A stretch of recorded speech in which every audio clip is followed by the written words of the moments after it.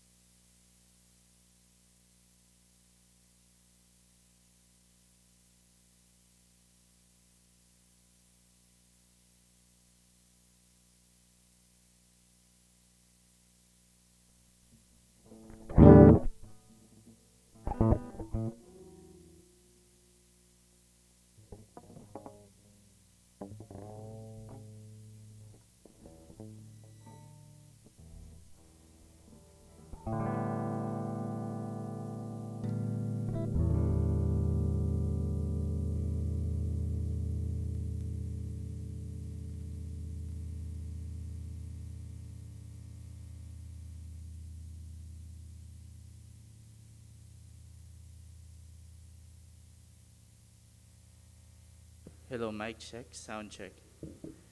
Hello, mic. Yes. Magandang umaga po. At tayo po ay tumayo na at magpuri sa Panginoon. Pasensya na po at tayo po ay nagkaroon lang ng technical difficulties. Yan. Yan. Kaya kung tayo po ay tinatawag ng Panginoon upang mag-assist, mag-help sa ating ministry, ay welcome po kayo sa ating pananambahan.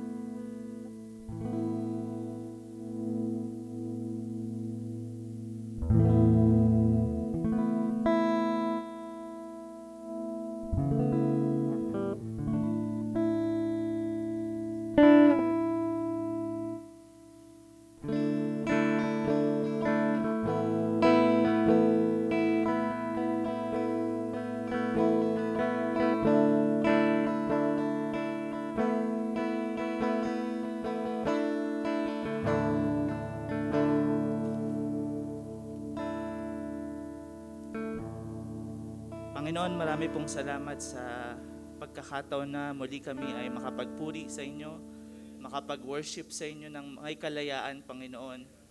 Limitado man kami, Panginoon, we are really thankful, Panginoon, because, Lord, you are enabling us, Lord, to use our resources, Panginoon, para magbigay ng kapurihan sa iyo.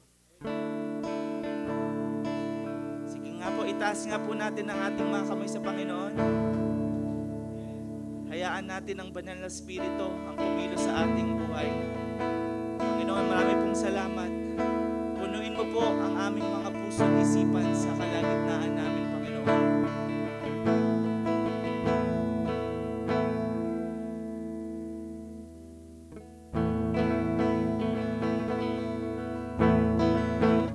Palakpak po natin ang ating mga kamay sa ating Diyos na buhay. Diyos na buhay na tumulong sa atin upang malagpasan natin ang linggong ito. Amen po ba? O kay gandang pagmasdan, tayo'y nag-aawitan. Pumapasok sa tahanan niyang may kagalakan.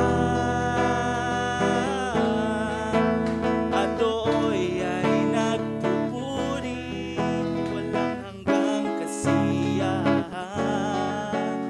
Sa Diyos na nabubuhay magpagkailan pa man.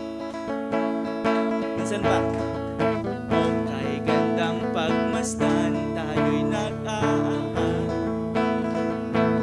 Pumapasok sa tahanan niya, may kagalakan. At do'y ay nagpupuri, walang hanggang kasiyahan. Sa Diyos na nabubuhay magpagkailan pa man. Amen po. Minsan pa. Okay, ganda. Okay, gandang pagmasdan, tayo'y nagmamahalan. Pumapasok sa tahanan niyang may kagalakan. At do'y ay nagpupuri, walang hanggang kasiyahan. Sa Diyos na nabubuhay magpagkailan pa man. At do'y ay nagpupuri, walang hanggang kasiyahan. Sa Diyos na nabubuhay magpagkailan pa man. Minsan pa. O kay gandang pagmasdan, tayo'y nag-aawitan.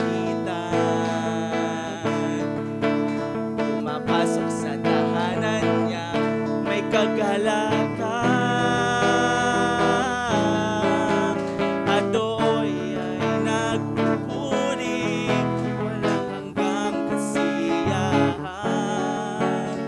Sa Diyos na nabubuhay magpagkailan pa man.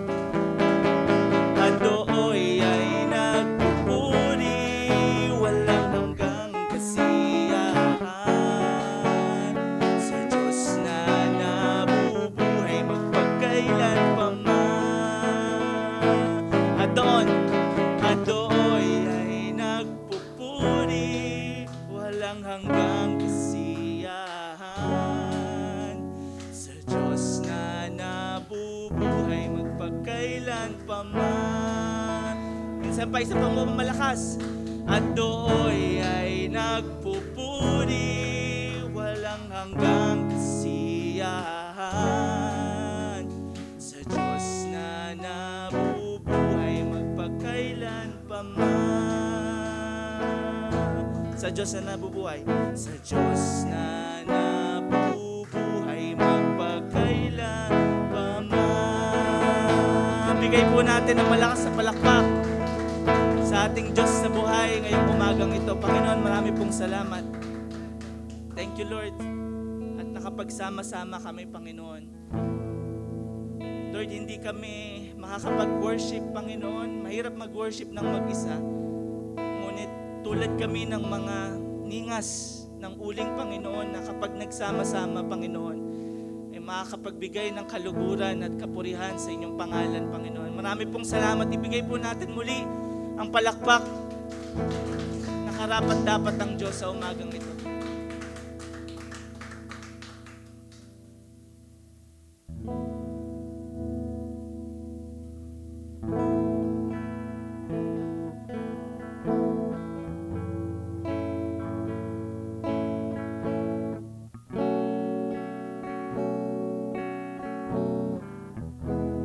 Kahanga-hanga, Panginoon.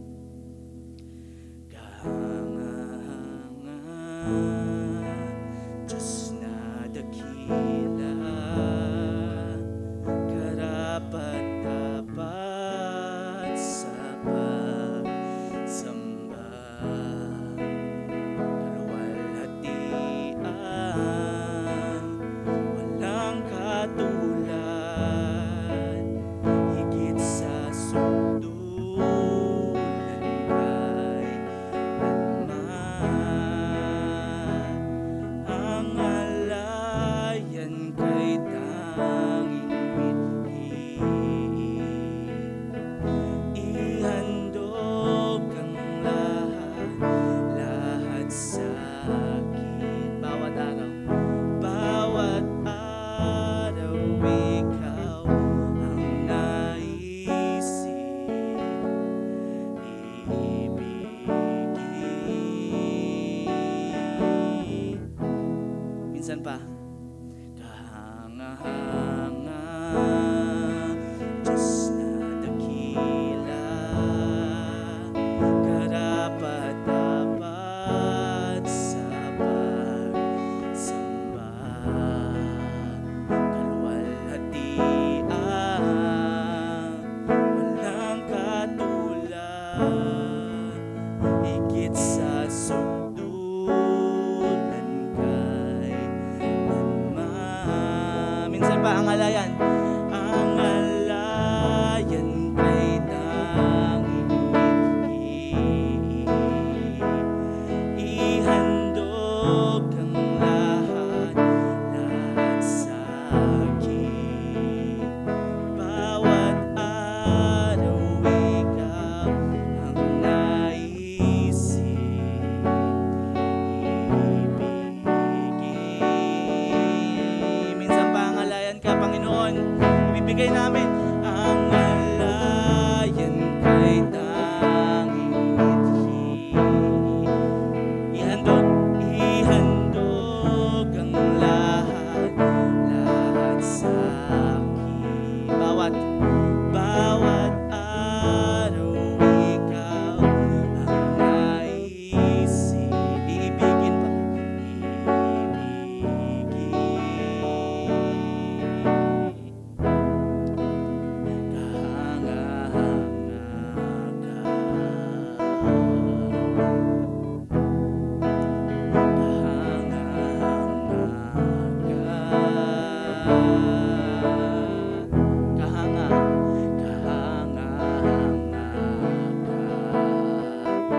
awitan natin ang Panginoon. Tunay siyang kahanga.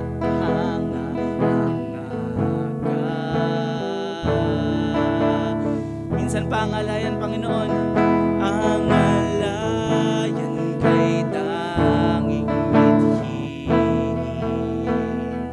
Ihandog ang lahat sa akin.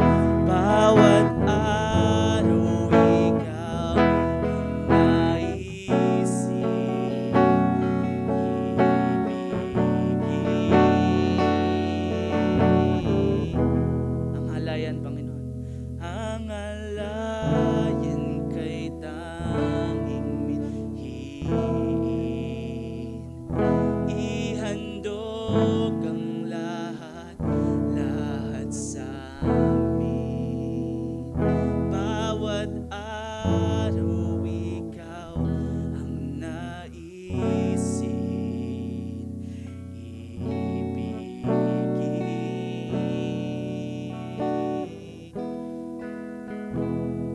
Tunay nga po na kahanga-hanga ang Panginoon. Amen po ba? Amen po ba, busy-busy?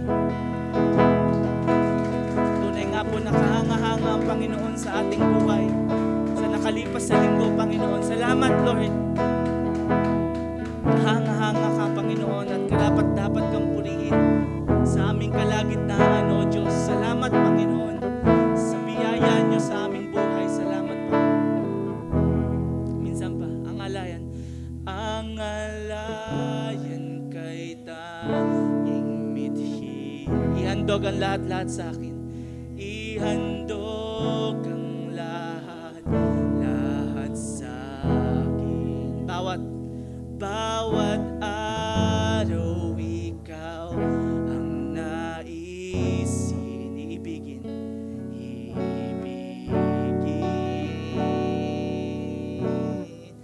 At ang lahat ng anak ng Diyos ay pumalakpak at ibigay ang karangalan sa ating Panginoong Diyos sa umagang ito. Maraming salamat, Panginoon, sa biyaya niyo, sa pangalan ng Ama, ng Anak at ng Espiritu Santo. Amen at amen, Panginoon. Salamat, Panginoon.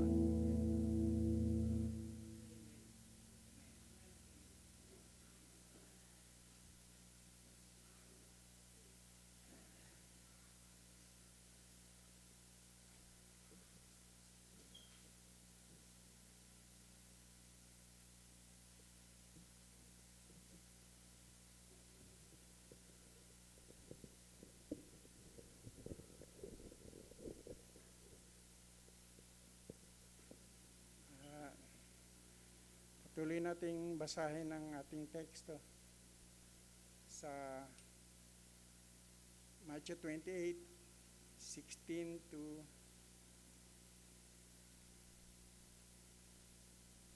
20. Ito ang sabi, sinugo ni Jesus ang 11 alagad. Ang 11 alagad ay nagpunta sa Galilea sa bundok na itinuro sa kanila ni Jesus. Nang makita nila si Jesus, siya sinamba nila, bagamat may ilang nag-aalinlangan. Lumapit si Jesus sa kanila at sinabi sa kanila, binigay na sa akin ang lahat ng kapangyarihan sa langit at sa lupa. Kaya humayo kayo at gawin ninyong alagad ko ang lahat ng bansa. Bautismuhan ninyo sila sa ngalan ng Ama at ng Anak at ng Espiritu Santo. Turuang sumunod sa lahat ng pinag-utos ko sa inyo. Tandaan ninyo, ako'y laging kasama ninyo hanggang sa katapusan ng sanlibutan. Purihin ka, Lord, sa iyong mga salita.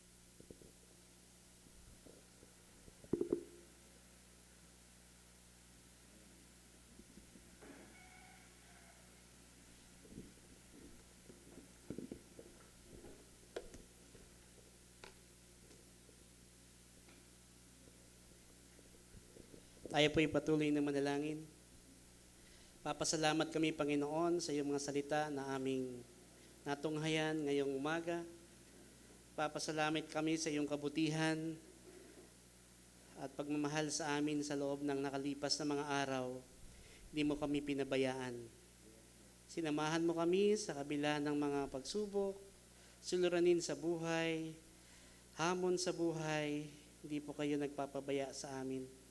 At sa umagang ito, nais naming dakilain at luwalatiin ang iyong pangalan. Itaas lamang ikaw, Panginoon, sa loob ng iglesyang ito upang mabigyan ka ng papuri at pasasalamat. Salamat sa iyong kabutihan, pagpapabigay ng kalakasan, kagalingan sa mga may karamdaman. Salamat sa iyong pagsama sa amin ngayong umagang ito. At sa banal na Espiritu, salamat po, kayo po ang magturo sa amin nais niyong sabihin sa amin sa umagang ito. Sa pangalan ni Jesus, Amen. Magandang umaga po. Palakpakan natin ang Panginoon. Amen. Ito po ay huling linggo sa buwan ng Agosto. Ibig sabihin, next month ay September na. Kaya nakikita na natin ang muka ni Jose Marichan. Sumisilip sa Facebook, sabi nila. Ibig sabihin, kakanta na ng pamaskong kanta. Ayan.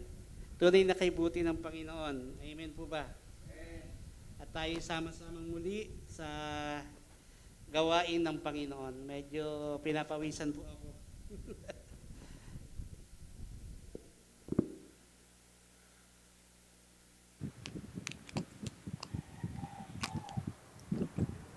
Ayan, salamat. At tayo nandito ngayong umaga. At may mga bagong mukha ata yata akong nakita ngayon. Pagpalain ng Panginoon ng kapatid, mga taga-SRCC. Yan. Welcome po. No? Kahit na kayo ay naka-face mask, parang kakilala ko na eh. So tayo po ay nagpapasalamat, nagpupuri sa Panginoon sa kabila na marami tayong mga naranasan itong araw na ito. Marahil may mga nagkaroon ng karamdaman o di kaya ay tinabaga parang sa panahon ngayon parang gusto mo nang tumigil, no? At manatiling hindi na mag-move on. Marami ang parang nagkakaroon ng ganitong mga kaisipan sa buhay. Para bang bakit ganito nangyayari sa mundong ito?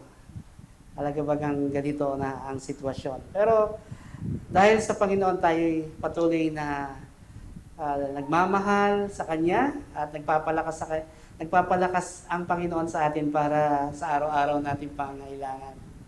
Ating pag-aaralan, ibinasa kanina ni Brother Odi sa Mateo chapter 28, verse 16 to 20. Familiar po ito sa atin. Bago po kayo pumasok sa gate na ito, nandiyan po yung verse sa labas ng ating tarpaulin ng pangalan ng church natin, no? Yung Matthew 28, 16 to 20. Bilang pagpapasalamat din, ito ay isa sa mga paboritong talata ng ating dating General Director na namayapa na nung nakaraang linggo, si Pastor Rene Atienza. At tayo po ay nakikiramay sa pamilya ng ating General Director, Pastor Rene Atienza, no? Sa kanilang mga anak. Kasi po ang kanyang asawa rin ay naunang namatay sa kanya. 3 days after, si Pastor Rene Atienza naman ay sumunod, no? Nung Sunday, at dito lang mo siya sa lugar natin namatay, no? Dito sa hospital malapit sa atin. At tinabaga, sabi ko nga, sa dami-dami ng pwedeng lugar, kasi siya po ay nagpupunta sa ibang bansa, na-confine pa nga siya sa ibang bansa eh. Pero dito sa Bulacan, siya ay napapunta.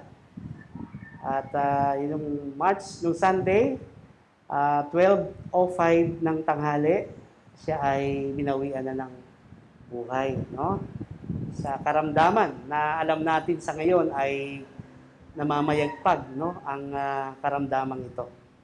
So, yun po, at kami nakikidalamhati, no, sa pamilya nila mula sa kanyang panganay na si Joam hanggang sa bunso na si Maima, no, yung mga batang ito na mga maliliit pa noon, no, kasama namin sa church. No, ako po yung nag-church pa doon.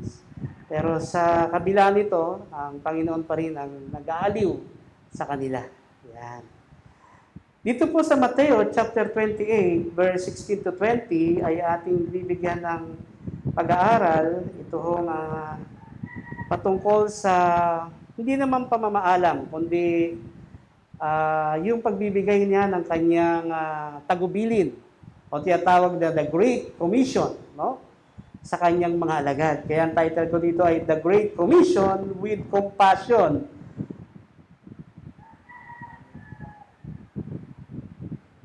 May tanong po ako, ano po ang the greatest challenge? What is the greatest challenge you have faced in the past and present year? meron bang kayong hamon sa buhay na talagang na-encounter nung nakalipas na taon at sa ngayon na talagang hindi nyo malilimutan? Yan, marami tayong ganyan, no? Mga pagsubok, no? At mga challenge sa buhay. Sabi nga nila, kung walang challenge sa buhay, hindi ka na buhay. Marahil namatay ka na. Kasi, di ba? Wala ka nang challenge sa buhay. Meron po ba tayong ganon na mga challenge sa buhay na naisip natin ng isang taon, ito, at ngayon, taon na ito, meron din, no? Alam ko, ang mga tao ngayon, talagang hamon sa buhay ay mag-survive, no? At paano mabubuhay sa kabila ng pandemic na ito na ating dinaranas, buong mundo, global, hindi lang sa ating bansa. No? At pangalawang tanong, where did you find your resources to meet the challenge? Saan ka kumukuha ng lakas o ng mga bagay-bagay na makapagpapalakas sa iyo para harapin mo yung mga pagsubok? Ayan. Sabi ni sister, talagang tumataas yung kamay. Kay Lord lang, di ba? Amen. Sa Panginoon lang talaga, di ba? At wala tayong pwedeng paghugutan ng lakas, kundi sa Panginoon lamang. Magandang sagot yun. Kasi minsan ang mga tao sa ibang kaparaanan nagkukuha. Marahil sa kayamanan, pera naman ako. O di kaya ay sa karangyaan ng buhay. Kaya itong mga pagsubok na to, kaya ko. Pero ang pinaka-bottom line, no, talagang sa Panginoon ka lalapit. Kapag dumaraan ka sa ganong challenge ng buhay. Ang Panginoong Yesus, sa kanyang pamumuhay, no, dito sa lupa, nung siya ay pinanganak, no, alam natin na malapit na yung Christmas. Sabi nila, pagka Pasko, pinanganak si Jesus, lumaki siya sa lugar na kung saan ang bayang Israel, no? Ang layunin, kaya siya pinadala ng Panginoong Diyos upang tubusin niya sa kasalanan ang mga taong makasalanan.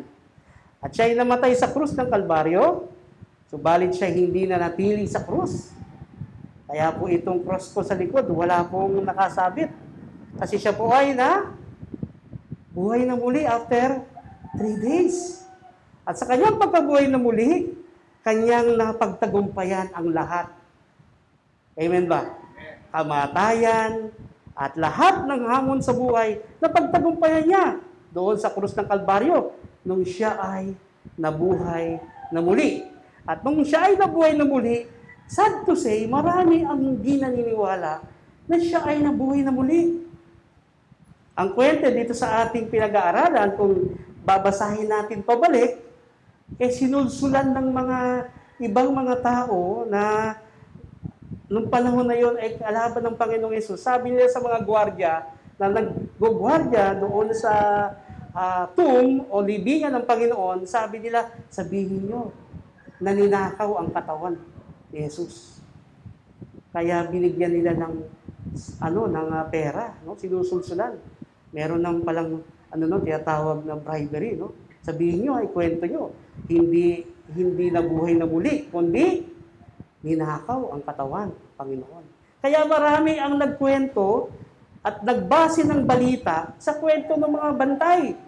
Kaya marami po ang hindi naniniwalang si Jesus ay nabuhay na muli. Sabi nila, haka-haka lang yan. Siya ay nanatiling patay. Hindi siya nabuhay muli. Pero tayo, bilang mananampalataya at ang salita ng Diyos ay nagtuturo na si Jesus ay nabuhay na muli, naniniwala tayong siya ay nabuhay na muli. Amen ba? Lahat po ba tayo naniniwala na si Kristo ay nabuhay na muli? Amen. Basahin po natin sa Mateo ulit, chapter 28, verse 18 to 20. Ayan.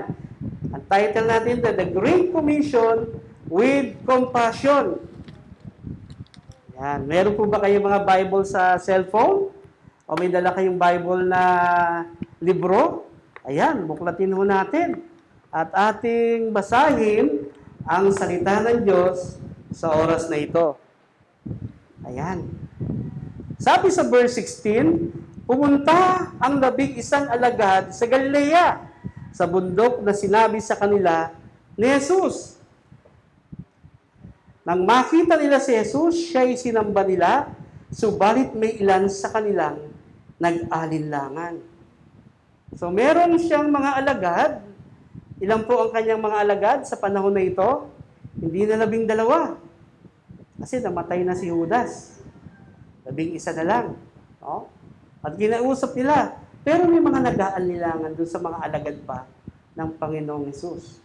Isa na dyan ay si Tomas. Diba? Hindi siya naniniwala na si Jesus na buhay na muli hanggat hindi niya nakikita yung pagkakapako sa Panginoong Hesus. At narito, sa panahon na ito, ang Panginoon ay magbibigay ng kanyang sinasabi na pagbibigay, urging na yung mga alagad, gawin nyo ito. Kaya 3 bagay ang ating titignan at pag-aaralan dyan. Una, ating titignan yung kanyang pagkabuhay na muli. Dito sa verse 16 to 17, nakita natin siya ay nabuhay na muli. Kasi bakit? Nagpakita siya sa 11 alagad sa Galilea. May istorya kasi yung 7 alagad nakausap niya, kulang pa. So dito, kasama na yung 4 na nauna nilang nakita, yung 7 na nausap niya sa iba-ibang salin ng Lucas, Marcos, at saka Juan, nakausap ng Panginoon yung 7 alagad. Pero dito, sa libro ni Mateo, ay kumpleto yung 11. At sila'y magkikita sa bundok. No? Usual, ganun ang Panginoon sa bundok siya pumupunta para makausap niya ang mga tao. Yan. At kung titignan natin ang Old Testament, ganun din si Moses, pupunta siya sa bundok para ipahayag kung anong sasabihin ng Diyos. Kasi mas tahimik, hindi masyadong crowded, no? At pangalawa, talagang naka-elevate, no? Hindi naman ganun kataas yung bundok, pero at least sila'y magkakaroon ng pagsusulong, pag-uusap. Yan. At dito, pinakita rin ng Panginoon, ako'y nabuhay na muli. Hindi totoo yung kwento ng mga bantay na ako ay ninakaw.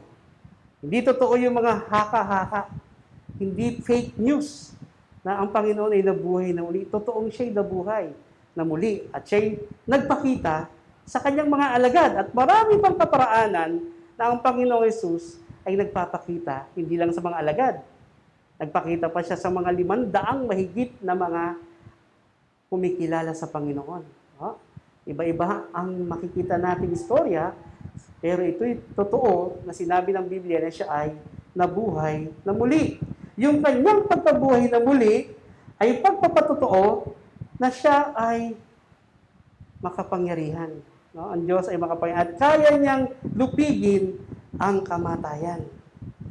Yung kanyang pagkabuhay na muli ay kanya pong dala-dala sa kanyang buhay bilang Panginoon Tagapagligtas. At naroon ang kanyang pagsasabi sa verse 18, lumapit si Jesus at sabi sa kanila, ibinigay niya sa akin ang lahat ng kapangyarihan sa langit at sa lupa. Yan. Ang kapangyarihan na ito mula sa langit at lupa, ibinigay sa Panginoong Hesus. Nakatulad ng nasulat sa Daniel chapter 7, verse 14. No? Binanggit po ni Prophet Daniel na ang Panginoong Hesus ay ibibigay yung kapangyarihan na yon sa Kanya. Bagamat ito ay wala pa ang ating Panginoon, no? Pero inihula na ito sa Kanya. Sa Daniel chapter 7, verse 14. Ayan, tingnan po natin yon. Ayan. Chapter 7, verse 14.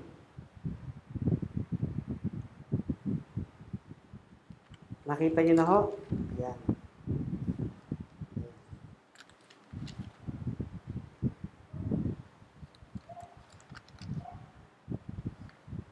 Daniel chapter 7, verse 14. Ayan. Maganda, nagbubuklat tayo ng Biblia natin. Binigyan siya ng kapamahalaan, ng karangalan at ng kaharian upang paglingkuran siya ng lahat ng tao sa bawat bansa at wika. Ang pamamahala niya ay hindi magwawakas at ang kanyang kaharian ay hindi mawawasak. Wow! Ang kapamahalaan sa langit at sa lupa ay binigay sa ating Panginoong Jesus. Meron pa po bang kapamahalaan sa langit at sa lupa na hindi binigay sa Kanya? Wala po. All authority in heaven and earth, binigay sa Panginoong Jesus. Kung ang lahat ng authority, kapamahalaan sa langit at sa lupa ay nasa Panginoong Jesus, ang ganda ng ating pagiging mananampalataya at ng ating relasyon sa Panginoon. Ang Panginoong Jesus na aking sinasamba, na aking binupuri, na aking pinupuntahan, na aking nilalapitan, yung kapamahalaan sa langit at sa lupa ay nasa Kanya.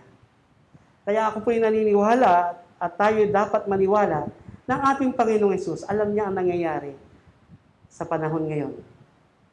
At lahat ng kapamahalaan dito sa lupa, alam nating ang Panginoon ang tunay na makapangyarihan sa lahat. Kahit ano pa ang sinasabing mataas na kapangyarihan dito sa lupa, binigay na lahat iyon sa Panginoong Jesus. Nung siya ay nabuhay na muli, sa kanyang pagkabuhay na muli, naroon yung kanyang kapangyarihan sa lahat ng gagawin at nangyayari sa mundong ito, mapagtitiwalaan natin ang Panginoong Jesus. May kanta nga akong narinig na hawak ng Panginoon ang mundo, no? Parang He holds yung ating future, He holds our life, no? At niisip ko, Lord, salamat. Kung di mo hawak ang mundo, no? Palagay ko, wala na, natapos na ito. Kung ang mundong ito ay hindi mo hawak, Panginoon, ang kapamahalaan din sa mundo, palagay ko, nakabaligtad kami. No? Baka nakagilid kami. Pero hawak ng Panginoon yon, kaya tayo nakatayo ng ganito. Hawak ng Panginoon kung bakit tayo ay nananatiling patuloy na nagtitiwala sa Kanya, kahit na maraming pagsubok sa buhay. Dahil sa Kanyang pagkabuhay na muli. Pangalawa na makikita natin dyan, merong instruction na ginawa ang Panginoon sa Kanyang mga alagad. Sabi sa verse 19, kaya't habang kayo'y humahayo, gawin ninyong alagad ko ang mga tao sa lahat ng bansa. Bautismohan niyo siya sa ngalan ng Ama, sa pangalan ng Ama at ng Anak at ng Espiritu Santo. Turuan niyo silang sumunod sa lahat ng iniuutos ko sa inyo. Sinabi ng Panginoon, all authority in heaven and earth has been given to me. Sa English, go and make disciples. Humayo kayo. Habang humahayo kayo, gawin ninyong alagad ang lahat ng bansa. Ibig sabihin, sa inyong paghayo, itong natutunan nyo sa akin, ibahagi nyo sa ibang mga tao kahit saan kayo pumunta. Make disciples. Meron pong binibigay ang Panginoon sa mga alagad na instruction na gawin nyo ito. Kayo ay gumawa ng mga alagad. Ano kaya ibig sabihin niya na go and make disciples? Alam niyo po, sabi nila, nung nagkaroon ng pandemic, parang tumigil ang mundo. Nag-stop lahat. Di po ba?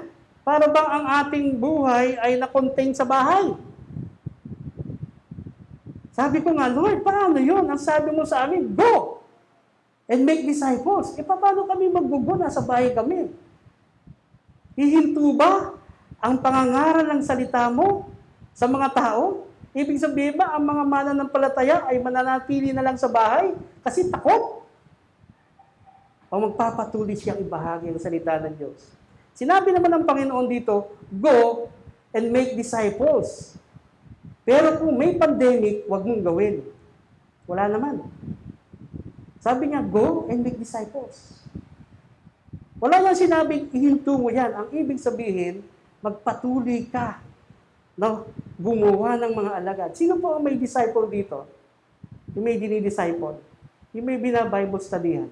Meron po ba? Tumigil tayo. Hindi na tayo nagdi-disciple. Bakit? Kasi karamihan po natatakot. Tama? Ayokong mangaral. ayokong mag-Bible study sa pina-Bible studyan ko. Kasi baka magkaroon ng ganito. Which is common sa isang tao yon. Pero napakaganda ng teknolohiya. Pwede tayong mag-disciples kahit nasa cellphone lang. Nagsusum tayo. Di ba? Kunyari, i-click mo isang pamilya, kumusta po kayo? Pwede bang mag-video chat tayo? O sige, aral tayo ng salita ng Diyos. Hindi mo siya pinuntahan sa bahay, pero nagba-Bible study ka sa kanya. Pero tinuturuan mo siya na lumago sa Panginoon. Kahit na nasa bahay lang kayo. Hindi naihinto ang paggawa at paghayo na sinasabi ng Panginoon dahil lamang sa pandemic. Hindi dapat tayo huminto. Amen ba? Marami ngayon ang huminto na eh. Marami rin ang mga ibang kapatiran, ang ibang mga Christian, tigil na tayo. Huwag na tayo mag-go. Stop na tayo. Wala naman eh. Nakakatakot. Di po ba? Kasi baka ako magkaroon ng ganitong karamdaman. Paano na ako? Paano na ang pamilya ko? Andun yung fear. Andun yung takot. Alam nyo, marami pong ganyan. Sa panahon talaga ngayon, tatakot ka rin. Last year, ang dami yung mga namayapa, namatay. Dito sa lugar natin, dahil sa pandemic na ito.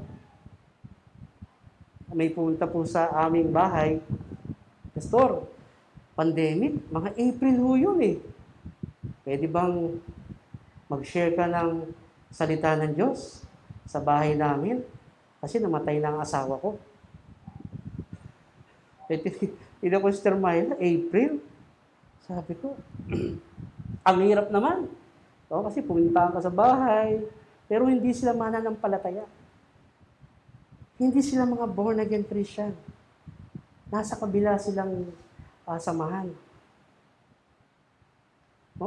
Kasi sabi sa akin, hindi kasi pwede yung sa aming leader, yung sa samahan nila. Kasi bawal. Pwede po ba? Kahit man lang sa huling sandali na makasama ko ang aking asawa, mabasbasan ninyo. Pandemic. April last year. Sasabihin mo ba? Hindi. Huwag muna. Mahirap na. Pero wala akong magawa. Andito yung sinabi ng go! Sabihin mo. Sa Marcos po sabi, preach the gospel. In season and out of season. Kahit walang anumang season yan. Preach the gospel. Kailangan ipangaral. Kami po yung nagpunta ang gabing yon. Tinuloy ang pangangaral ng salita ng Panginoon.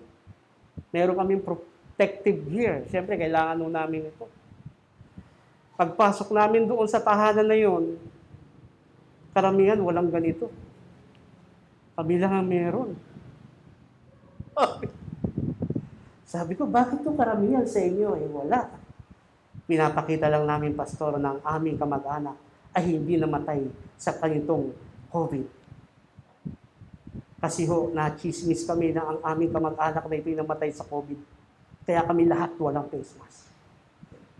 Mga gano'n, no? Parang sabi ko, may mga gano'n kasi mga mahal sa buhay. No? Nababalitaan, namatay, pero sinasabit sa ganong gawain. So sila, parang pinandidirihan. Tama ba? Let's face the reality. Pinandidirihan. Ayaw lapitan. Natatakot.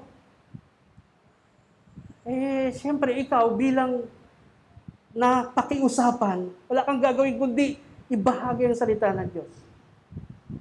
At natapos ang pagbabahagi ng salita ng Panginoon, siyempre evangelism ang dapat mong gawin doon.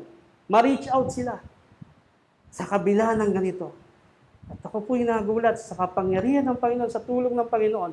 Lahat po ng mga taong nandoon ang lakas mag-pray. Tanggapin natin ang Panginoon bilang Panginoon tagpagligtas. Lahat po sila umanggat sa Panginoon. Sabi ko kay Sister Myla, what? Pag may pandemic pala, lumalakas ang boses ng tao. Mas kailangan nila ang Diyos. Bihira namin magawa yun. Pagka naimbitahan ako sa mga ganong namatayan, tahimik lang mo silang tumatanggap kay Lord. Di ko naririnig kung talagang kumilala sa Panginoon. So ito po yung sinasabing, go and make disciples. Kailangan gawin. Kailangan i-preach ang mabuting balita. Hindi dapat ihinto kasi may pandemic. Hindi dapat ihinto ang mga Kristiyano upang sabihin ang salita ng Panginoon sa mga tao. Kasi dito sila maliligtas. Gusto ba nating ang tao ay mamatay na lamang na walang Kristo sa kanilang mga buhay? Hindi tayo papayag, di ba? Hindi rin papayag ang Panginoon. Ito ay kanyang direct instruction. Ito ay kanyang utos sa atin. Ito ay atas sa atin. Hindi ito pakiusap. Utos. Make disciples. Hindi niya sinabing make programs, make kung ano-ano. Gumawa ka ng alagad. Sabi niya sa 11 alagad. Make disciples. And then sabi pa doon, baptizing them. At itong mga disciple na ito, ang gagawin mo kapag nabagi naman ang salita ng Panginoon. At gawing alagad, bautismo niyo sila sa pangalan ng Ama, ng Anak, at ng Espiritu Santo. Isipin niyo po, the triune God, Diyos Ama, Diyos Anak, Diyos Espiritu Santo. Bautismo niyo sila. Ibig sabihin, gawin niyo sila talaga alagad, ilapit niyo sila sa isang church, no? Being a member, baptize them in the name of the Father, of the Son, and the Holy Spirit. Kaya di po ba ang mga nakakilala sa Panginoon, binabautismo natin sa pangalan ng Ama, ng Anak, at ng Banal na Espiritu. Sino po ang nabautismo dito? Sa tubig. Accepting Jesus Christ, your Lord and Savior, magiging bahagi ako. Magiging katawan ako ng isang church, ng katawan ng Panginoon. Yun eh. Ibig sabihin, lumalago ang taong yung iyong ginagawang alagad. At sa pamamagitan ng Diyos Ama, Anak, ng Espiritu Santo. And then sabi doon, turuan niyo silang sumunod sa lahat ng iniutos ko sa inyo. Teach them. Habang sila'y nakilala ang Panginoon, habang sila'y lumalago sa Panginoon, turuan niyo sila. Sabi ni Jesus, turuan niyo sila kung ano ang dapat nilang gawin. Maraming pagsubok na darating sa buhay. Turuan niyo silang maging matatag. Turuan niyo sila sa mga bagay na patungkol sa Diyos. Turuan niyo sila paano nila harapin ang mga pagsubok sa buhay. Turuan niyo sila kung paano ang isang nagkaroon ng ganitong suliranin ay matulungan nila. Kaya ang mga alagad noon sa Book of Acts, kung sila'y nangangaral, lahat ng mga pagsubok na dumating, na nilang naharap sa tulong ng Banal na Espiritu. Nagpapalayas pa sila ng mga demonyo. Ng mga naalihan ng masamang espiritu. Kayang-kaya ng isang mananampalataya na may Kristo sa buhay na magpalayas ng masamang espiritu dahil kay Jesus nasa kanya. Turuan niyo sila. Nagagawa po ba natin yung mga bagay na yon? Na dahil sa ating pananampalataya sa Panginoon, marami po tayong mga pangyayari sa buhay, mga patotoo sa buhay, hindi natin maunawaan ito yung pagkilos ng Diyos dahil alam natin siya ay naroon. Ito po yung instruction. Go! Make disciples! Baptizing them! Teaching them to obey! Yun po ay lahat utos ng Panginoon. Hindi siya pakiusap, gawin mo ito. At bilang nakakilala sa Panginoon, ito ang gagawin natin. Make disciples. At alam ko po, ang church na ito sa loob ng 22 years, ito po yung last Sunday natin, celebrating 22 years. Nag-exist tayo. Hindi tayo nawala. Hindi tayo nagsara. Nasara man itong gate, pero nagpatuloy sa online worship. Hindi tayo naging one line. Mahirap pag one line. Ano ibig sabihin nun? Dead na. Online. Tuloy-tuloy. Yeah? Kanina may namit ako na Christian eh. Titinda ng dyan sa sabi ko, Pastor, may pala kayo, face to face. Oo. Kami online. Okay lang yun, may online. Basta wag one line. Ibig sabihin, church, nag-stop na. Hindi na nakayanan. Marami pong mga church ngayon uminto na. Marami rin pong pastor nag-resign na. Umalis na. Ayaw na. At marami mga nanampalataya nag-stop na rin sa kanilang pagiging mananampalataya. Ayaw na mag-pray, ayaw na magbahagi sa salita ng Panginoon. Tinamad na. Kasi na-pressure na, natakot na, ayaw na. Diba? Mas maganda nga, gawin natin oportunidad dito eh. Balik na rin natin. May ganitong pagsubok, mas lalo tayong magpatuloy. May ganitong pagsubok sa bansa natin, sa pananampalataya, lalo natin gawin ito. Mas ipakita natin na tayo mga mananampalataya ng Kristo. Nasaan ang mga Kristiyano sa panahon ngayon ng pandemic? Mananatili na lang ba sa loob ng bahay? Siyempre, Pastor, bawal nga lumabas eh. Bawal lumabas. Pag sumakay ako ng bus, puno ang bus. Tabi-tabi ka nga kami. Daming tao. Bawal lumabas, pero traffic. Kailangan maghanap buhay ng tao eh. Opportunity natin to, share the gospel. Sa bus, patuloy pa rin ang pagbibigay ng kanilang panghingi. May mga nanghihingi pa rin sa bus. Tumatayo sa harapan. At sabi, ganito, pwede mo bang mingi? Ang lalakas ng loob nila. Kasi kailangan nilang mabuhay. Sabi ko, nasa na yung mga mananampalatayang tatayo, tapos mag-share salita ng Panginoon. Hindi pa rin bawal. Hindi pa rin pinagbabawal ang pagbabahagi ng salita ng Diyos. Tuloy natin ang pagbabahagi ng salita ng Panginoon. Gamitin natin ang social media. Kung hindi natin kayang pumunta sa labas, let's use the social media. Tapos hanapin mo mga group chats mo. Tapos feed the Word of God. No? Share the gospel. Make them disciples by Zooming and Bible study. Mga tinatawag na virtual Bible study. Huwag mawala yun.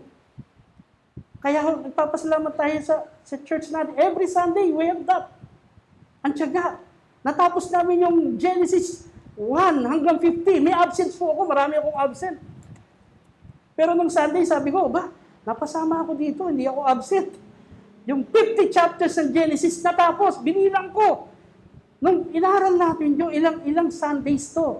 Halos isang taon.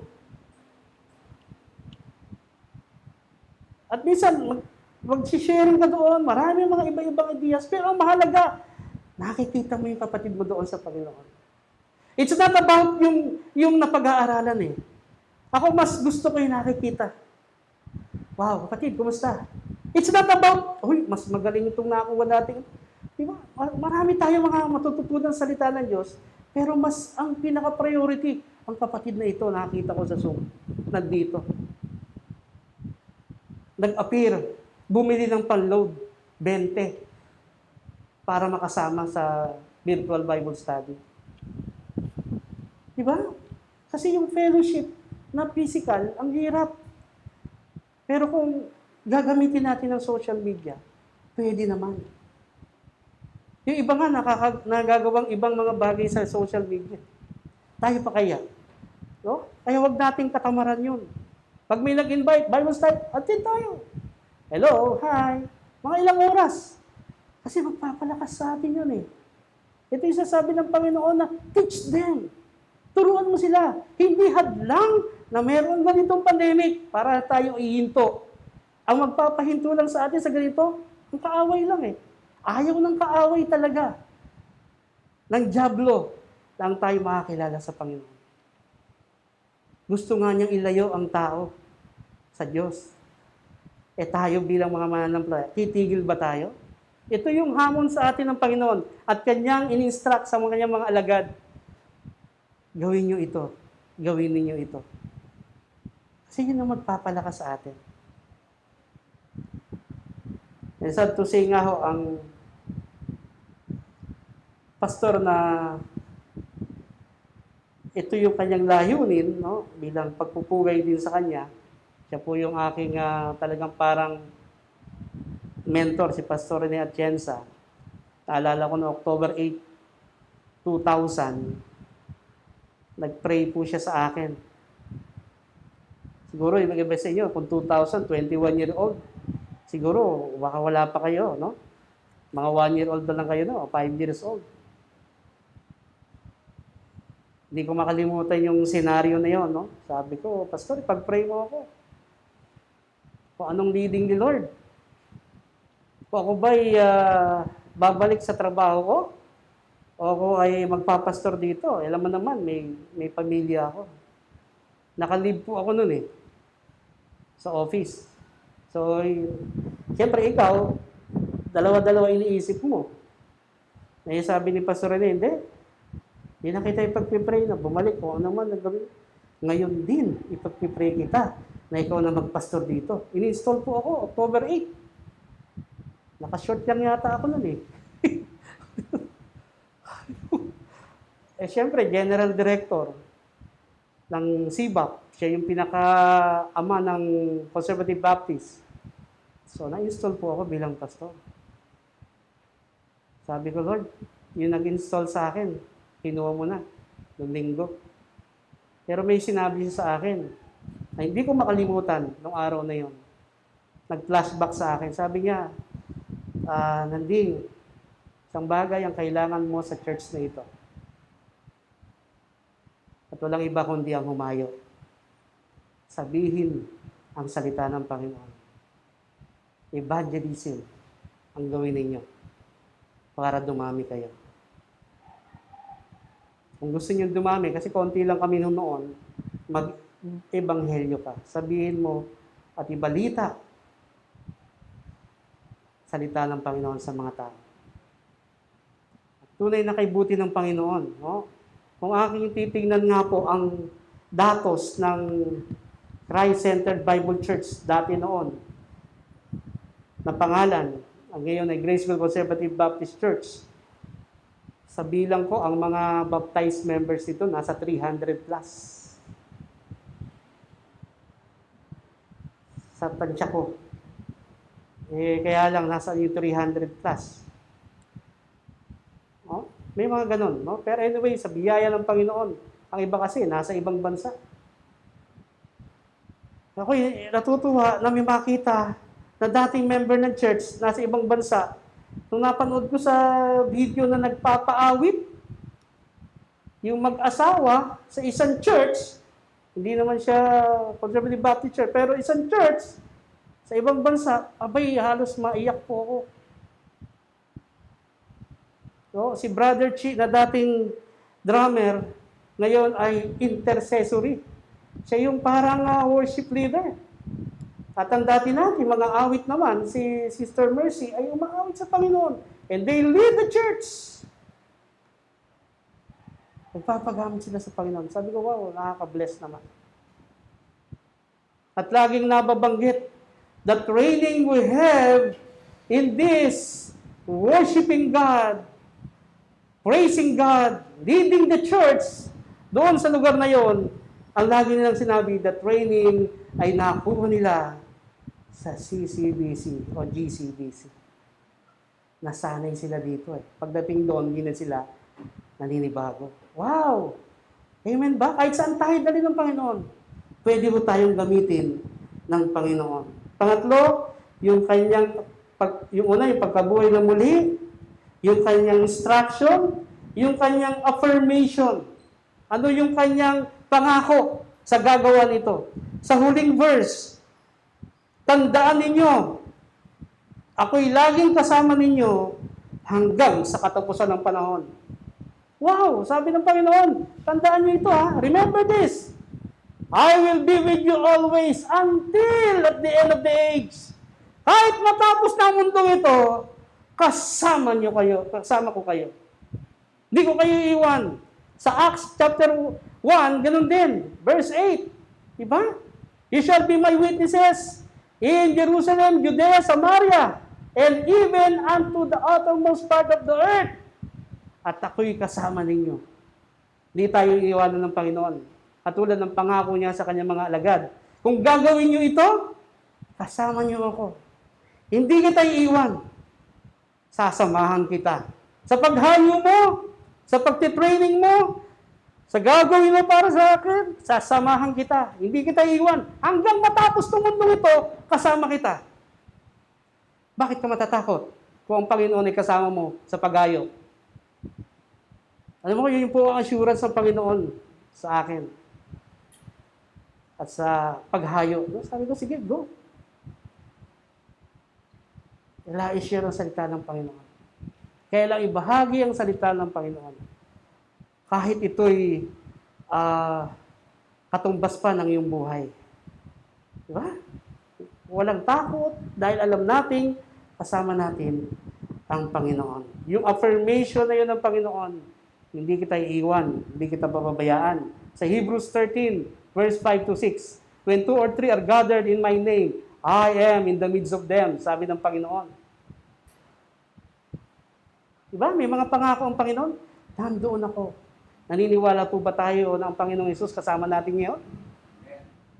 Naniniwala ba tayo na kapag nandito tayo sa piling ng Panginoon, ay narito rin siya? At hindi niya tayo pababayaan? Natutuwa ba ang Panginoon na sa kabila na may pandemic, sama-sama tayo dito? Nakaka-encourage, di po ba? Nakikita ko sa mga mata ninyo na kayo ay masaya. Tama ba? Kayo ba ay masaya? Masaya tayo na nagpunta sa gawain ng Panginoon. Kahit na maraming problema, iniwan muna natin sa bahay. Diyan ka muna, bahay. Gusto ko sumamba sa Panginoon. Gusto ko ibigay ko ang buhay ko kay Lord ngayon. Hindi ko nga na ibibigay ng araw-araw eh. Ngayon pa kayang Sunday, ngayon lang. Kaya tayo nandoon yung assurance natin na ang Lord ay kasama natin. At ito ay sinabi ng Panginoon, sa iyong paghayo, hindi kita iiwan. Go and make disciples. Gawin mo yan sa buhay mo. Si Pastor Rene, bago po siya namatay, yung doktor na tumitingin sa kanya, binalita po sa akin ng anak, na-sharean pa niya. Naibahagi pa niya si Kristo dun sa doktor na tumitingin sa kanya. Kumbaga sa yung ugat ng buhay ni Pastor Rene, evangelism. Huwag kang tatabi sa kanya. Mamaya, makikilala mo si Jesus.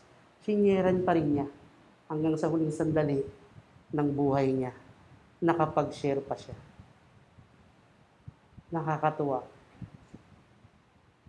na ganung buhay. Paano ho natin i-apply ito?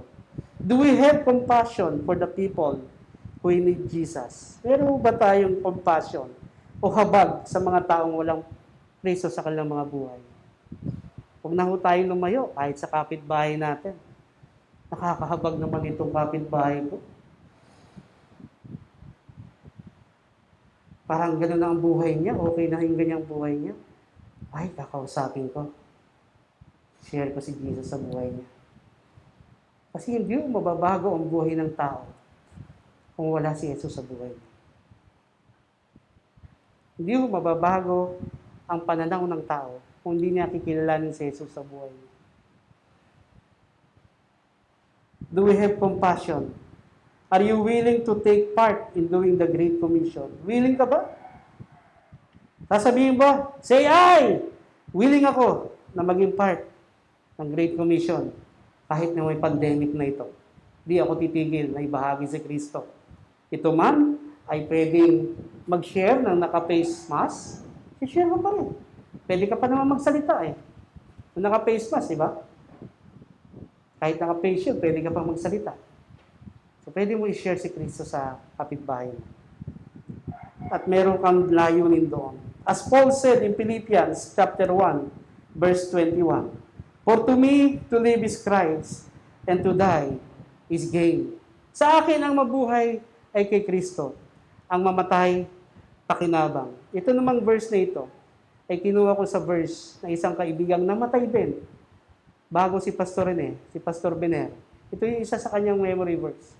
For me to live is Christ, and to die is gain. Ang mamatay ay pakinabang. Ang mabuhay ay kay Kristo.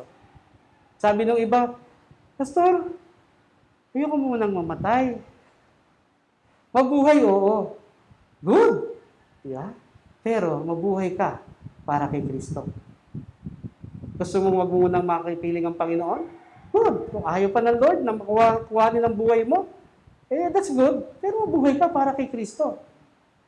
Dahil ang pag namatay ka, pakinabang yun sa isang mananampalataya.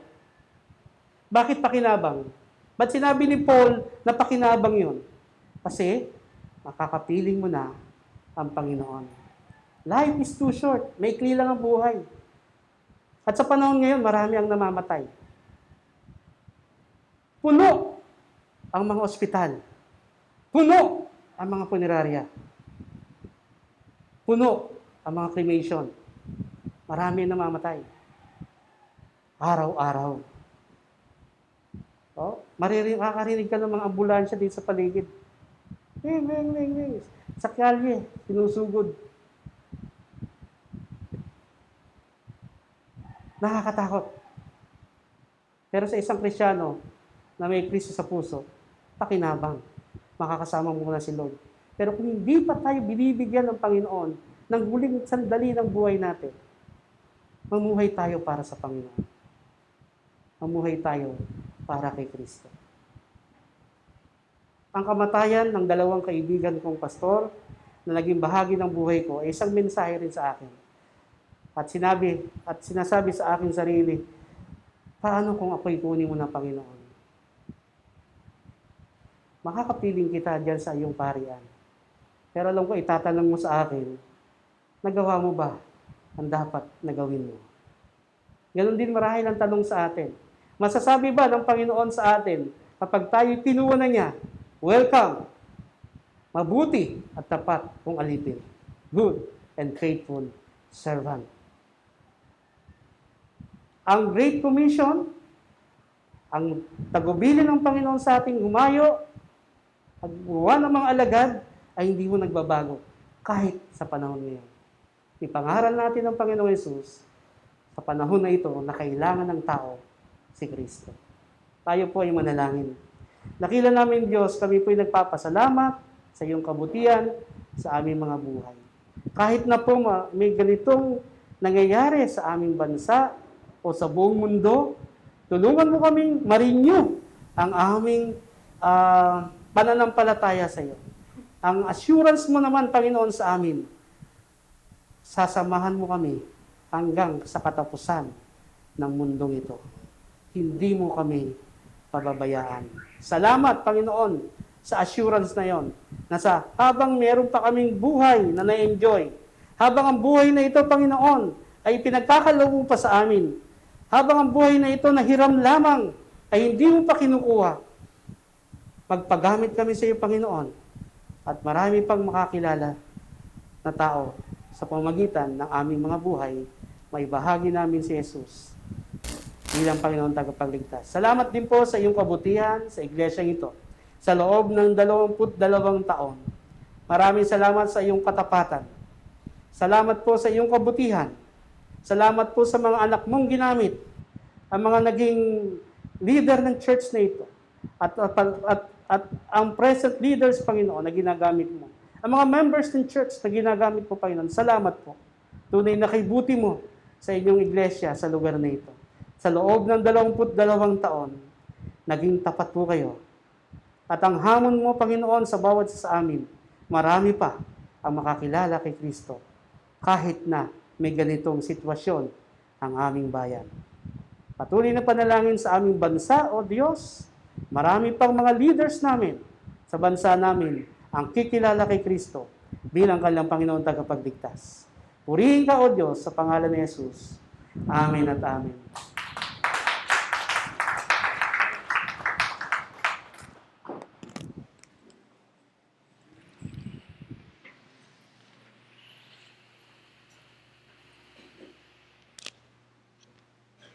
Salamat, Pastor, sa mga insight.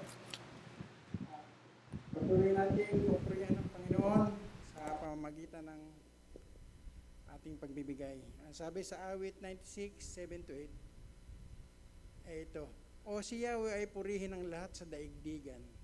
Purihin ang lakas niya at ang kanyang kabanalan. Ang pagpuri ay iukol sa pangalan niyang banal. Dumulog sa kanyang templo at maghandog ng mga alay. Purihin ka, Lord. Tayo po yung magbigay.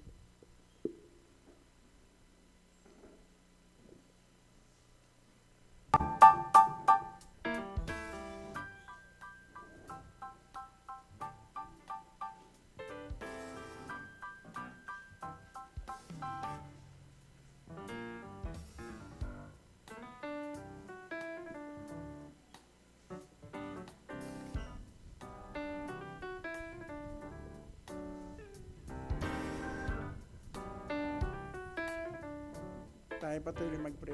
Lord, pinupuri ka namin at sasalamatan sa oras na to at muli kami ay nakatanggap ng iyong mga salita.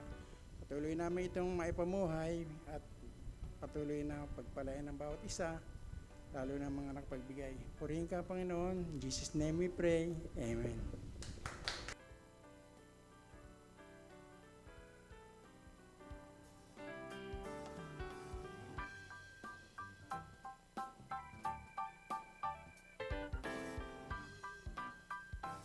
Ayan po, sa ating may birthday celebration.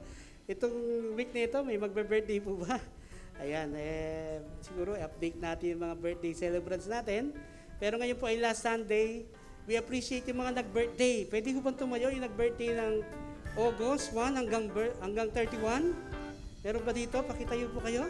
Ayan, Pastor Pune, nag-birthday pala. Aileen, happy birthday. Iba kasi wala nung nakaraang linggo. No? Happy birthday po sa inyo at ipagpe-pray po namin kayo. Ayan, sa inyong kaarawan. Happy birthday. At dahil dyan sa inyong birthday, nakita ko parang ang daming pagkain doon. Binilang ko Umabot ng 50, ilan lang tayo dito. So meron pong mga inihanda para sa birthday celebrants. Tsaka anniversary month natin. Last Sunday po kasi ngayon ng anniversary ng church. Kaya po tayo ay nagsama-samang maghanda ng mga pagkain na nakapak na ho ito by this time. Yung nakaraan kasi hindi nakapak. So, bawat isa ay meron at may sobra pa. Ilan ba ang nagawa noon, Aileen? Mga 30. 30, biri mo, no? Marami-rami. Tsaka meron pang nakita akong iba pang nakapak doon, no? So, pwede ho natin dalhin ito mamaya. Ayan. Salamat sa mga taga-SRCC nandito ngayon. Buti ho, mahirap maglakad mula roon, no? Tapos paakyat. Salamat po sa inyo. Meron tayong, kalimutan ko yung pangalan. I-welcome natin. Ayan. Si, Christy. Christy, welcome ha. God bless you. Okay, yung iba wala yata, hindi nakapunta. Ayan. Bale, siguro baka may ginawa. So, God bless po. Sa next Sunday, balik ulit tayo dito sa pagsamba sa Panginoon. Ayan. So, ipag-pray po namin ang mga may birthday ngayon. At patuloy tayong sumamba sa Panginoon at patuloy natin siyang papurihan. Sige po, tayo po ito mayang lahat. At tayo po'y magpasalamat sa Panginoon. Dakila naming Diyos, kami po'y nagpapasalamat sa mga taong binigyan mo ng panibagong taon sa kanilang mga buhay. Nag-celebrate kasabay ng anniversary ng church, ng Graceville Conservative Baptist Church. Salamat po sa kanilang kaarawan itong buwan na ito, Panginoon. Pagpalain mo sila. Ano man, Panginoon, ang kanilang mga pangarap sa buhay, matupad ito ayon sa iyong layunin sa kanila. Salamat po sa isang taon na dinagdag mo sa buhay nila. Salamat din po, Panginoon, kayo ang magpala sa kanila rin pamilya. Salamat din po sa isang taon dinagdag nyo sa iglesyang ito, Panginoon. Maraming pong salamat. Kayo ang dahilan kung bakit po kami nagse-celebrate. At sa amin pong pagbabahagi ng mga pagkain na ito, i-bless mo ito, Panginoon, para sa kalakasan ng bawat isa. Panalangin din po namin, Panginoon, sa oras nito, ang mga may karamdaman. Kayo po magbigay ng kagalingan sa kanila, Panginoon, ng mga kapatid namin. Kayo po ang magpalakas sa kanila sa oras na ito. Ganon din, Panginoon, ang mga nasa hospital. Lord, I pray, kayo po ang magbigay ng wisdom sa mga doctors and nurses na tumitingin. Ganon din, Panginoon, sa aming mga nanunungkulan, ng mga kapulisan, sa aming barangay, sa kabuuan ng aming bayang Pilipinas. O Diyos, ilalapit namin sila sa iyo. Salamat po. Alam namin kayo ang Panginoon na ipinagkalooban at sinabi mo, Panginoon, lahat ng kapangyarihan sa langit at sa lupa ipinagkaloob sa inyo, aming Panginoong Yesus. Kaya kami nananalig na kayo po ang siyang gagawa sa aming bansa. Purihin ka, Panginoon, at salamat po sa iyong kabutihan. Sa Kanya na makapagbibigay sa atin ng lakas upang harapin ang buhay na mayroong pananagumpay at pananampalataya. Sa Kanya ang kaluwalhatian, sa Kanya ang kapangyarihan, sa Kanya ang pinakamataas na papuri at pagsamba. Sa pangalan ng Ama, ng Anak, at ng Banal na Espiritu. Amen at amen. God bless you po. Yan, tayo po'y